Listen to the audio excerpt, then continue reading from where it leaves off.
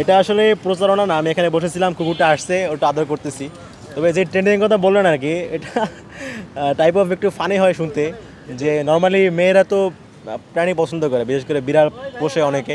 ওই জায়গা থেকে অনেক প্রার্থী তারা হচ্ছে মনে করতেছে হয়তো বা যে বিড়াল নিয়ে ছবি তুললে তাদেরকে অনেকে প্রাণী প্রেমিক ভেবে ভোট দিতে পারে আর কি। এই জায়গা থেকে অনেকে হয়তো এই ট্রেন্ডিং নিয়ে গা ভাসিয়ে ছবি আপলোড দিচ্ছে। তো আমি আসলে প্রচারণার জন্য না, আমি এখানে বসেছিলাম, ও আসছে একটু আদর করতেছে, এটুকুই আর কি। প্রচারণা আলহামদুলিল্লাহ বেশ ভালো চলছে। ক্যাম্পাসে তো ডাকসুটা আমেজ শুরু হয়ে গেছে অলরেডি, উৎসবের মতো। প্রার্থীরা হচ্ছে ভোটারদের কাছে কাছে যাচ্ছেন, তাদের কথা শুনতেছে, এবং হচ্ছে আমরা তো রুমে রুমে যাচ্ছি। তো রুমে কিছু জায়গায় ব্যতিক্রম অভিজ্ঞতা আছে, তো ম্যাক্সিমাম জায়গা যেটা হচ্ছে যে গেলে সেক্ষেত্রে বেশ খুশি হচ্ছে আর কি। এবং অনেকের জায়গা থেকে আপ্যায়ন করতেছে, অনেকে হচ্ছে ছবি তুলতেছে।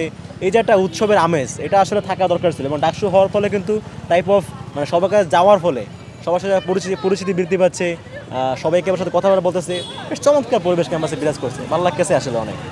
আমরা দেখলাম গতকাল একজন বহিরাগতকে মানে আটক করা হয়েছে, যে সে একজন প্রার্থীর প্রচারণা চালাচ্ছে। এই বিষয়টাকে কীভাবে দেখছেন আপনি? এটা আসলে কোনো বিচ্ছিন্ন ঘটনা না। যেই দলের হয়ে তিনি প্রচারণা চালাচ্ছেন, ছাত্র দলের হয়ে, এই ছাত্র দল ডাকসুর তফসিল ঘোষণার পর থেকে কিন্তু কয়েকবারই আচরণবিধি ভঙ্গ করছে।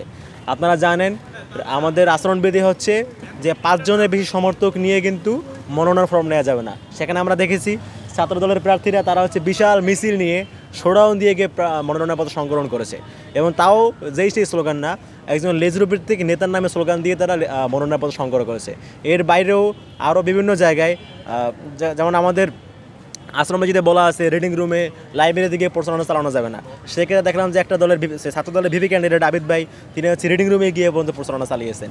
এই যে মানে আচরণবিধি ভঙ্গ করার ব্যাপারটা, এটা আসলে নতুন কিছু না, এটা তারা শুরুতেই করে আসছে। আমি জানি না কেন আমাদের প্রশাসন নিশ্চুপ, তারা কি ছাত্রদলকে ভয় পাচ্ছে নাকি তারা আসলে ভরসা পাচ্ছে না শিক্ষার্থীদের উপরে, আমি জানি না, বাট তারা কোনো ব্যবস্থা নিচ্ছে না। এটা আসলে আমাদের জন্য খুবই খুবই খুবই একটা লজ্জার একটা বিষয় যে প্রকাশ্যে তারা আচরণবিধি ভঙ্গ করে চলছে, কিন্তু তাদের বিরুদ্ধে কোনো ধরনের ব্যবস্থা নেওয়া হচ্ছে না। অবশ্যই প্রভাব ফেলবে। দেখেন যে সমস্ত বড় বড় পলিটিক্যাল পার্টিগুলো, তাদের মাদার সংগঠন আছে, এরা চাইলেই কিন্তু বিভিন্ন মহানগর থেকে লোকজন নিয়ে এসে ক্যাম্পাসে বিশৃঙ্খলা তৈরি করতে পারে, তাদের পক্ষে ভোটারদেরকে ইনফ্লুয়েন্স করার জন্য নানা ধরনের আয়োজন করতে পারে।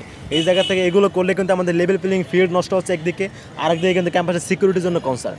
আমরা তো এরকম চাই যে আমাদের যেদিন ভোট গ্রহণ হবে সেদিন যেন ক্যাম্পাসের সিকিউরিটি সব দিক থেকে সর্বোচ্চ থাকে, যাতে করে ভোটার ব্যতীত যারা বৈধ ভোটার আইডি কার্ড শো করে ক্যাম্পাসে ঢুকবে, এর বাইরে ক্যাম্পাসে কোনো বহিরাগত ঢুকতে পারবে না।